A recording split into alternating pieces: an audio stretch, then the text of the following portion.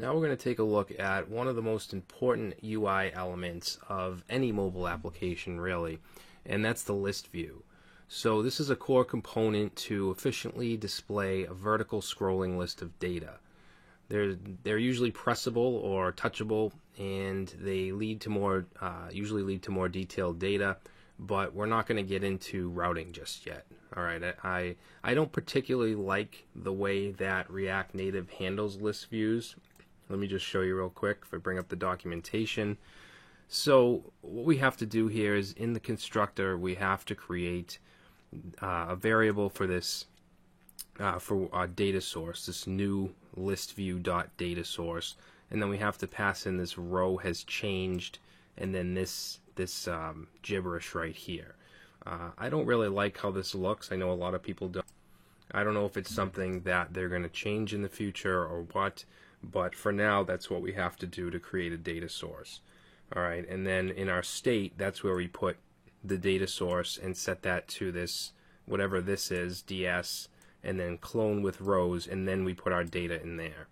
All right, now if we're fetching data from an API or something like that, we would start with just nothing in the data source, and then in the whatever hook we use to do our AJAX call, we would then put that data into the data source. All right, but we'll get into that later. Right now we're just going to work with local data. So let's go ahead and set this up. We're going to first, this is a new component I just called list view component. I imported it into Index Android. All right, and we're going to just import list view. And we're also going to import style sheet, and let's also do touchable highlight. Alright, because I'm going to show you how we can actually click it and we can get the ID of that particular item. Alright, so, whoops, I spelled that wrong. So what we want to do is create, above the class, let's create a variable, we'll say const, and let's set to-dos. Okay, so we're just going to create an array of to-dos, and let's give it a name. I'll just call this my to-do 1.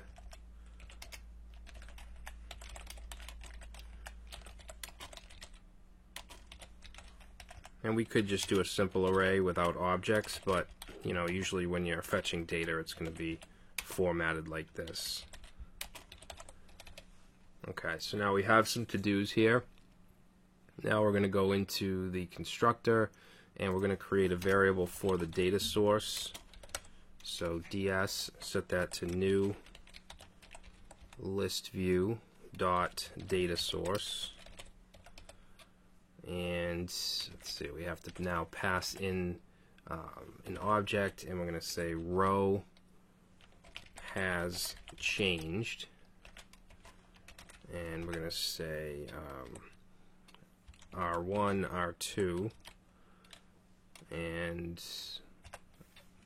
use an arrow here, and then we're going to say if R1 is not equal to R2. Alright, so basically if it's changed, then update it. Alright, and then in the state, we're going to set the data source, let's say to do data source, and we'll set that to that ds variable, and then we want to call clone with rows. Clone with rows, and then we'll pass in our data, which we have in a variable called to-dos. Alright, so this is the exact same thing as what they're doing here. Okay, we have the rows has changed. They're just putting in an inline array. We have a variable that we're putting in here. So that sets that part of it up. So now we want to go down to our render, and we want to render a list view. So let's replace this.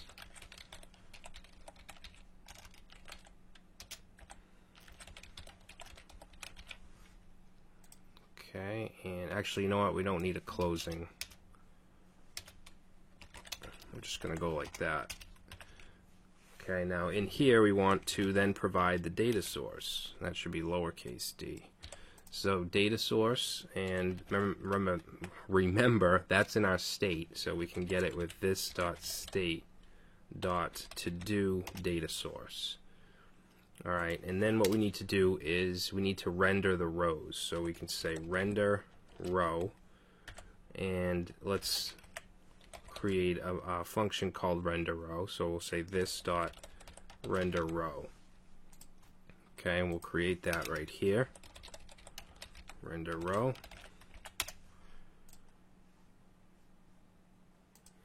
And then this is going to take in, it's going to take some parameters. It's going to take our row data, which we can call anything. We'll just call to do.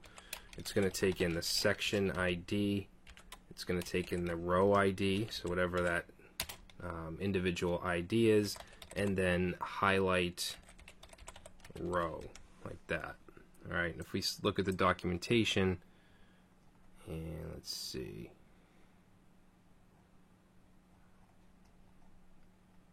It should tell us right here, render row, and you can see we have the row data, the section ID, row ID, highlight row. Alright, so now what we want to do is actually we want to return, let's say return, and let's put in a view.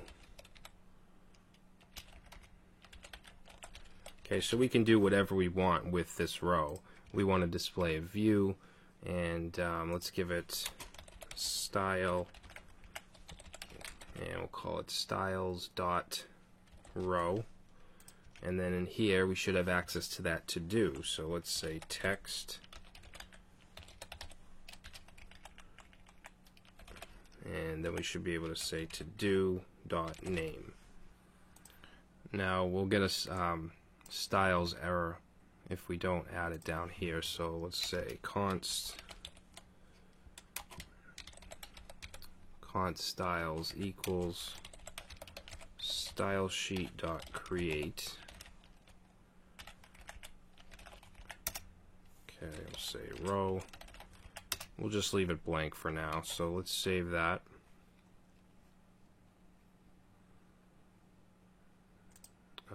Undefined is not an object. Row identities.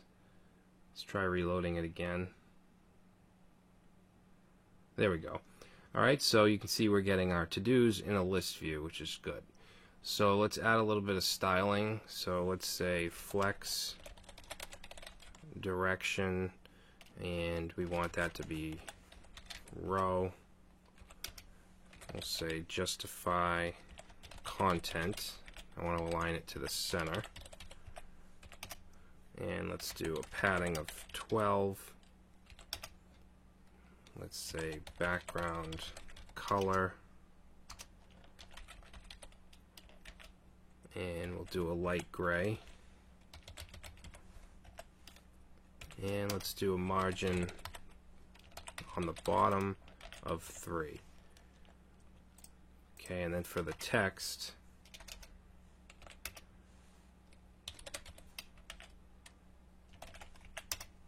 we'll say flex 1.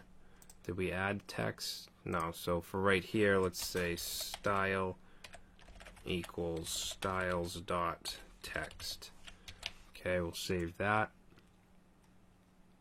And there we go. So now we have these tabs, or whatever you want to call them. And obviously if we were to add another to do here, and save that, that's going to show up as well. We might have to reload it again. Alright, so we have our list view. Now usually these would be clickable or pressable, so we want to use this touchable highlight right here. So let's go and wrap around the view.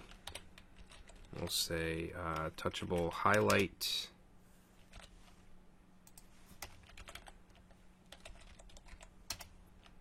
Like that.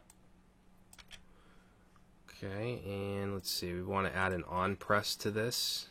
So let's say on press, and let's see, we'll go like that.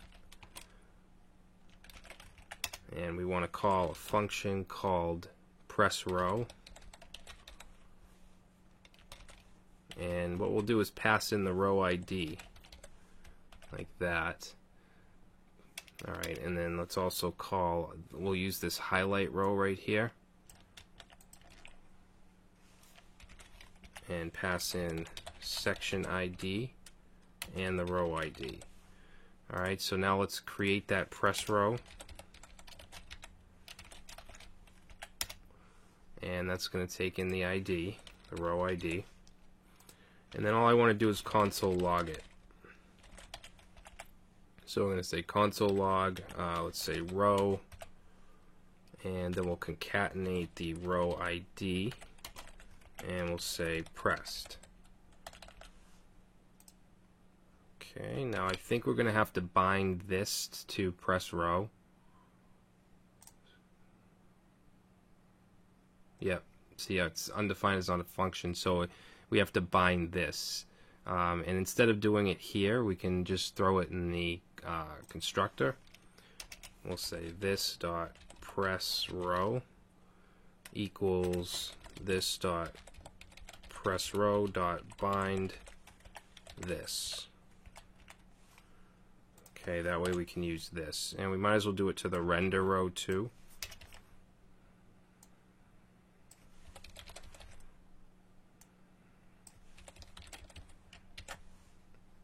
Okay, let's reload. And you can see the highlight. Well, I'm going to reload again. You can see the highlight when we click it. Or we should. Yep. And down here you can see row 2 pressed, row 3 pressed. I'm just going to put a space right there. Alright, so we have our list view rendering. We can click on it, we can get the row ID and so on. Now later on I'm going to show you how we can fetch data from somewhere else and bring that into our list view. We're also going to look at routing and navigation so that we can click on one and then that will take us to you know, some further data. Alright, so that's going to be it for this video, and I'll see you in the next.